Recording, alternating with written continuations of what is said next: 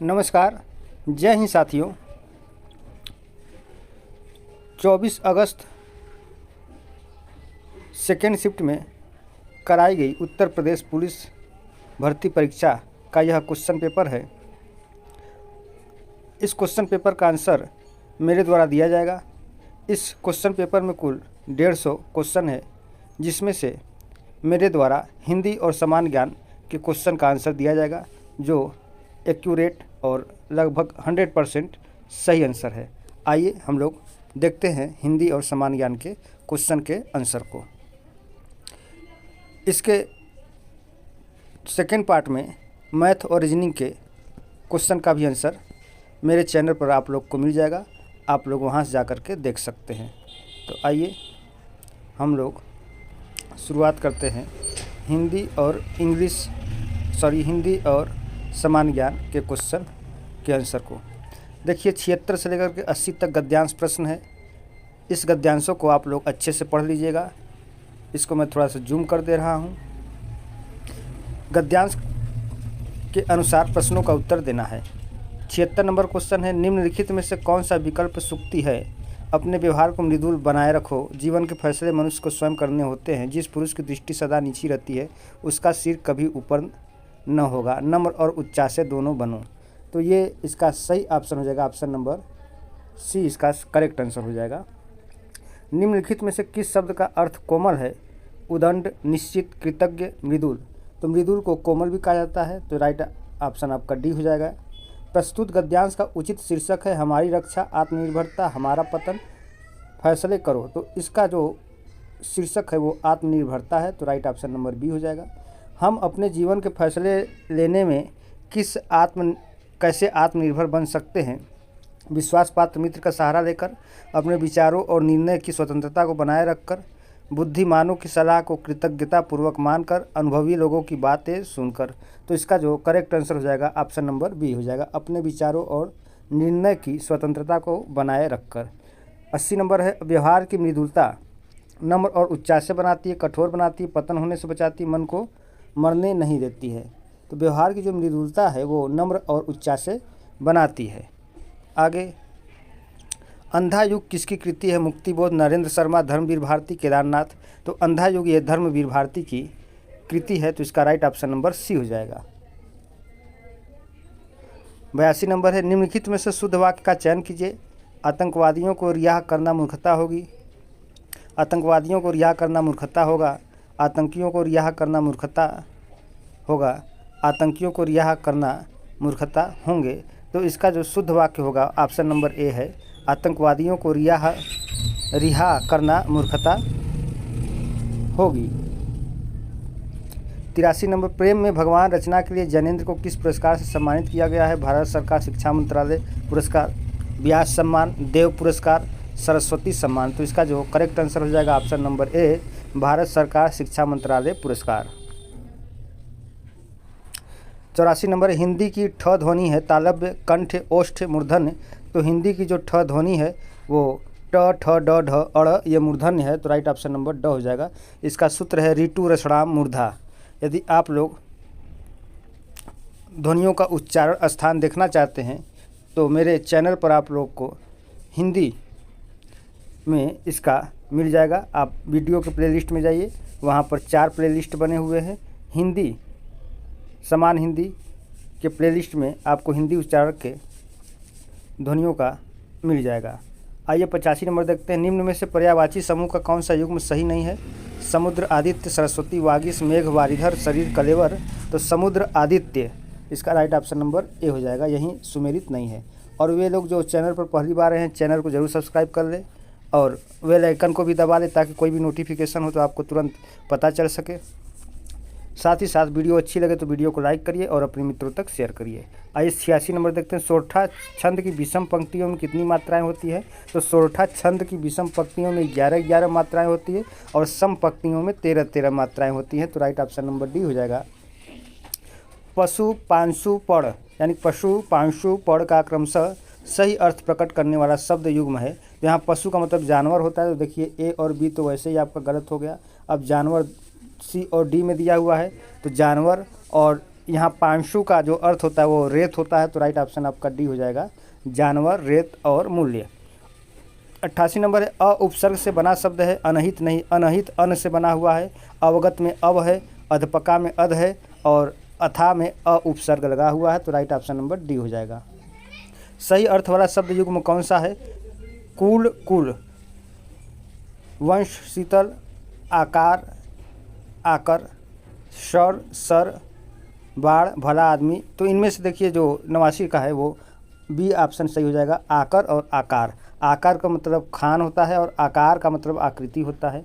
अब उसके बाद 90 नंबर है क्वेश्चन, अमी का पर्यायवाची शब्द है, अमी का अमृत होता है जिसे आप सुधा भी कहते हैं, तो राइट ऑप्शन नंबर ए हो जाएगा। 91 नंबर क्वेश्चन है, निम्नलिखित में से कौन सा स्वर संधि का उदाहरण है? मनोहर, संयोग, पवन, नमस्कार।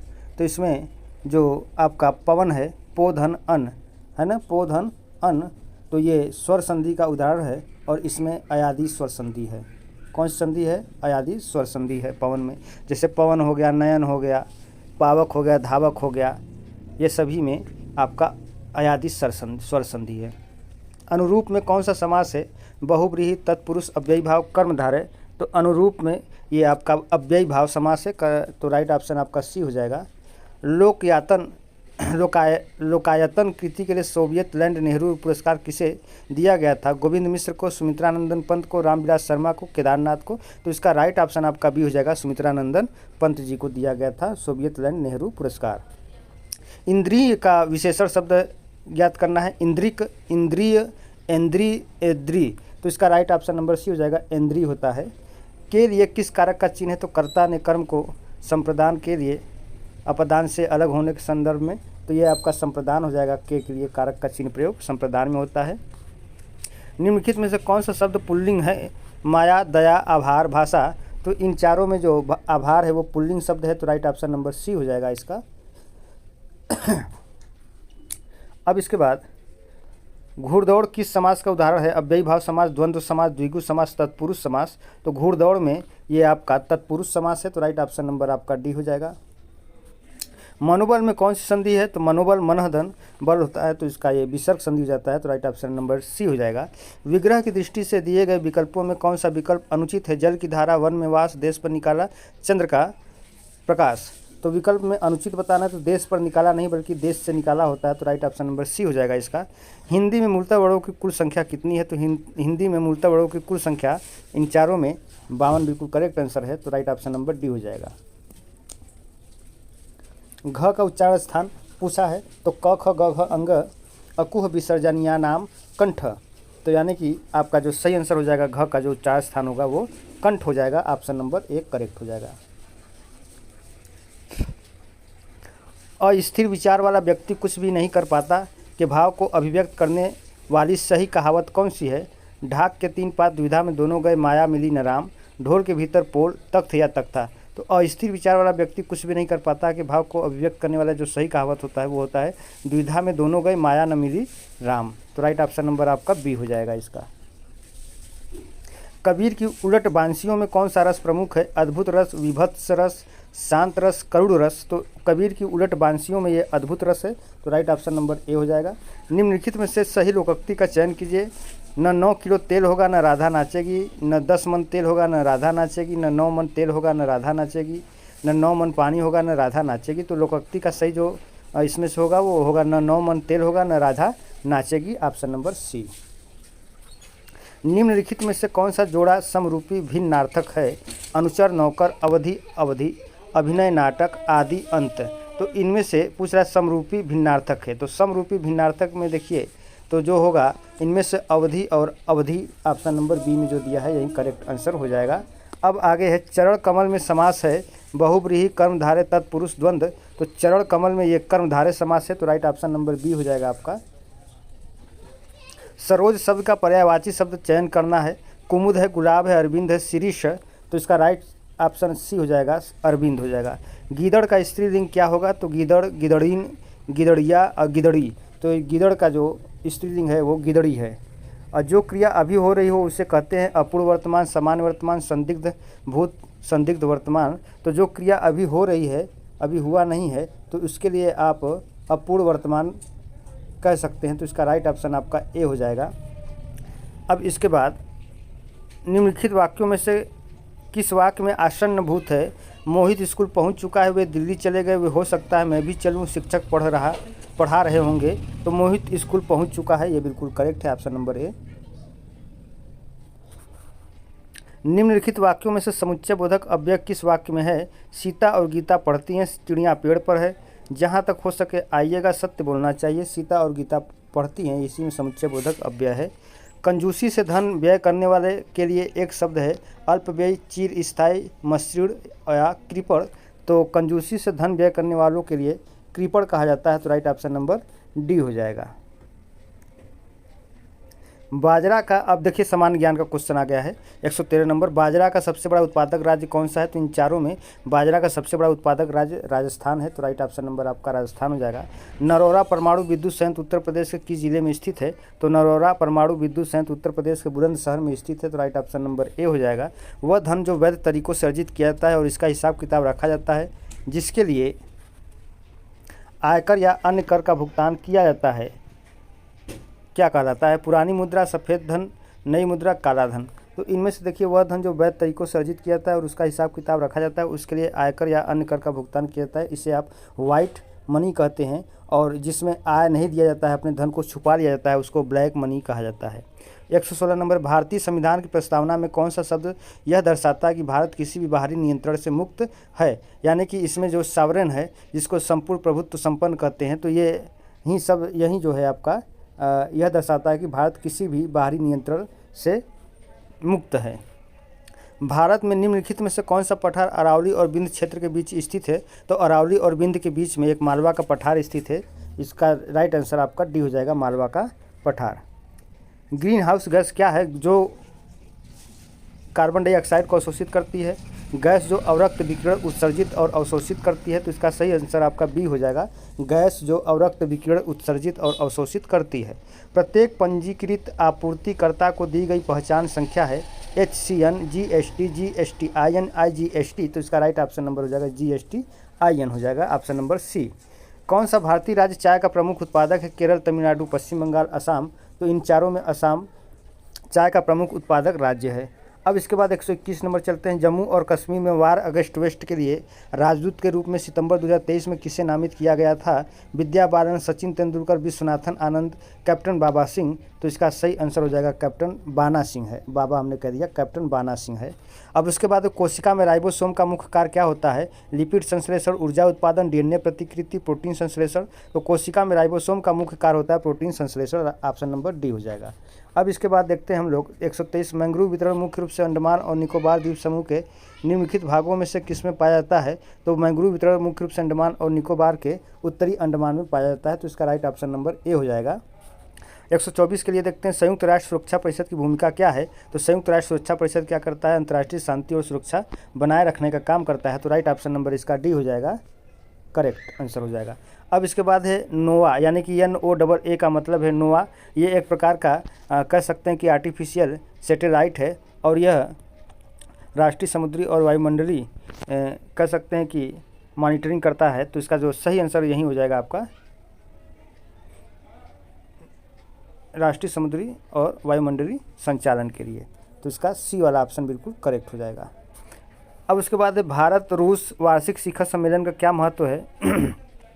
सांस्कृतिक गतिविधियों को विनियमित करना, पर्यटन को बढ़ावा देना, राजनीतिक साझेदारी और रक्षा सहयोग को मजबूत करना, व्यापार बाधाओं को कम करना।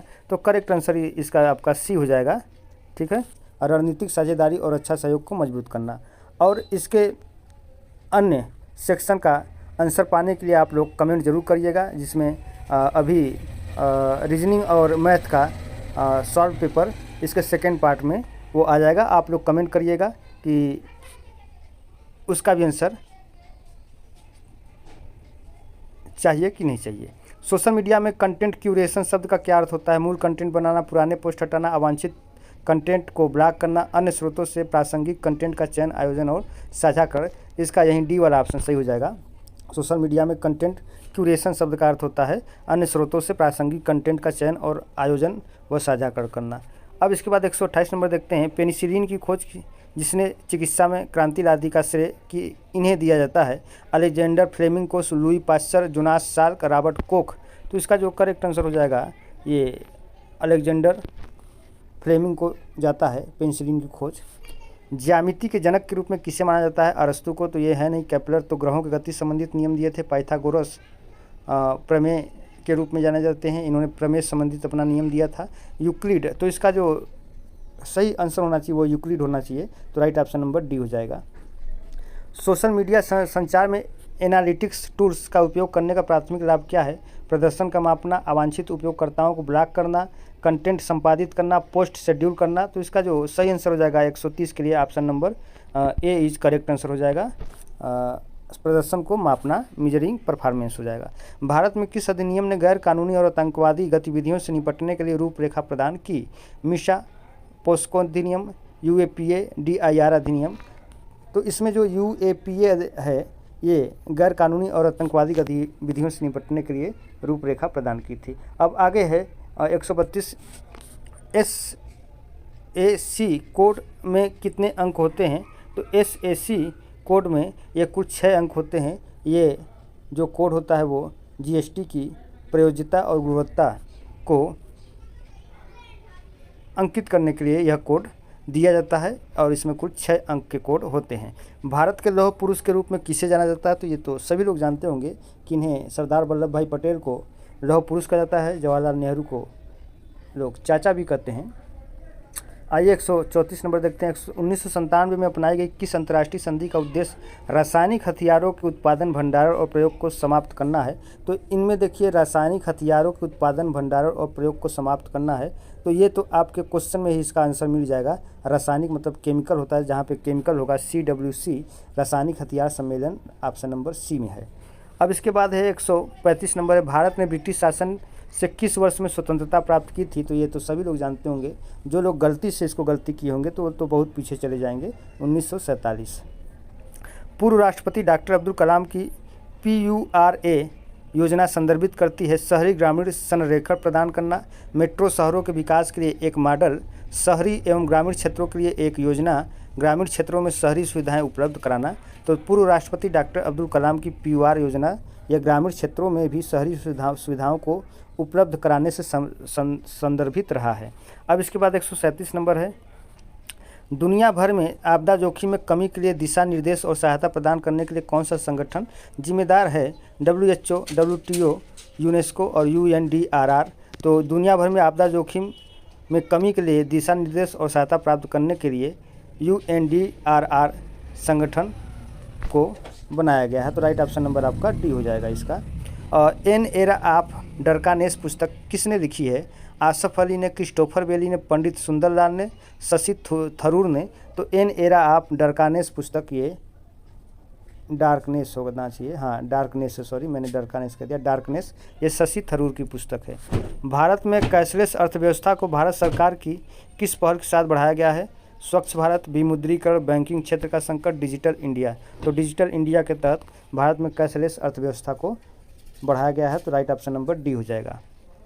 किस प्राचीन भारतीय ग्रंथ को आयुर्वेद विज्ञान के नाम से जाना जाता है? अर्थशास्त्र, चरक संहिता, महाभारत, मनुस्मृति। तो इनमें से जो चरक संहिता है इसे आयुर्वेद के विज्ञान के नाम से जाना जाता है। अब इसके बाद है किस दिन को अंतर्राष्ट्रीय शांति दिवस के रूप में मान्यता प्राप्त है? 21 सितंबर, 19 अगस्त, 21 जुलाई, 14 नवंबर। तो यदि बात किया जाए तो 21 जुलाई को जनसंख्या दिवस के रूप में मनाया जाता है, 14 नवंबर को मधुमेह दिवस और बाल दिवस के रूप में मनाया जाता है और 21 सितंबर को अंतर्राष्ट्रीय शांति दिवस के रूप में मनाया जाता है। राइट ऑप्शन नंबर इसका ए करेक्ट हो जाएगा। भारत की पहली महिला प्रधानमंत्री कौन थी? सोनिया गांधी, इंदिरा गांधी, मायावती, सरोजिनी नायडू।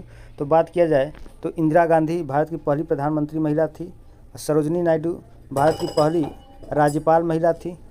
G20 देशों में जी अक्षर क्या अर्थ होता है? तो जी यानी कि ग्रुप यानी समूह होता है। ये 20 देशों का एक समूह है। तो इसका जो करेक्ट आंसर हो जाएगा जी का जो अक्षर है वो ग्रुप के लिए यहाँ पर स्टैंड है।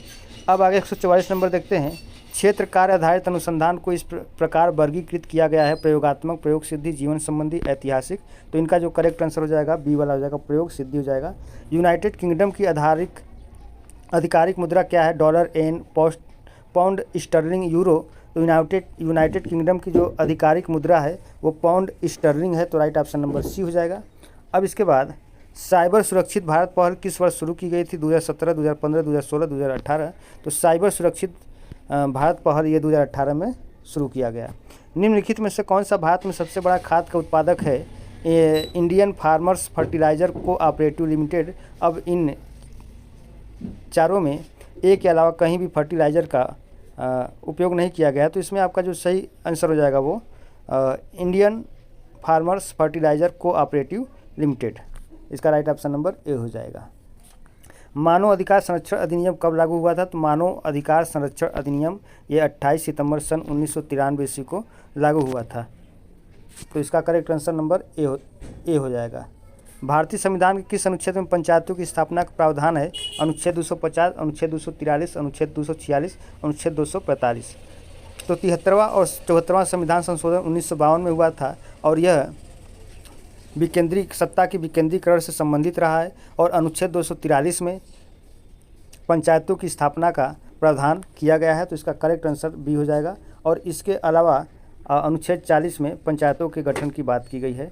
अब 150 और अंतिम क्वेश्चन है, किस दिन को विश्व मौसम विज्ञान दिवस के रूप में मनाया जाता है? 25 मार्च, 16 अप्रैल, 19 जनवरी, 23 मार्च। तो विश्व मौसम विज्ञान दिवस 23 मार्च को मनाया जाता है, तो इसका करेक्ट आंसर हो जाएगा डी, ऑप्शन नंबर डी हो जाएगा।